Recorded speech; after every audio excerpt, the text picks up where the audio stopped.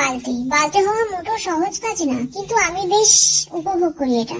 জীবনে প্রথম দিন ছিল সত্যিই বেশ চমৎকার। আমাকে ব্যবহার করতে একমাত্র মানুষজন যাদের প্রয়োজন ছিল জল বা অন্য কিছু দ্রব্য ধারণ করার।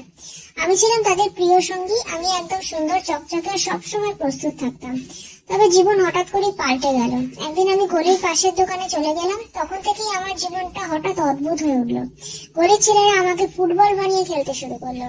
এরপর কিছুদিন আমি ফের জল ধারণ করার কাজে ফিরে এলাম। কিন্তু আমার জীবনের সবচেয়ে মজার অধ্যায় শুরু হয়েছিল যখন আমাকে বৃষ্টির দিনগুলোতে বাইরে রাখা হতো। আমি তখন বৃষ্টির জল ধারণ করতে করতে একটা গাড়ির পিছনে চলে গিয়েছিলাম। এখন আমি আর আগের মতো চকচকে নেই, কিন্তু কিছু জায়গাতে ফাটলও পড়ে গেছে।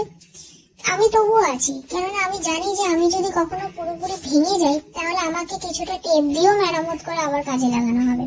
এটাই আমার গল্প, তাই আমি চাই সবাই আমাকে জানে। Thank you.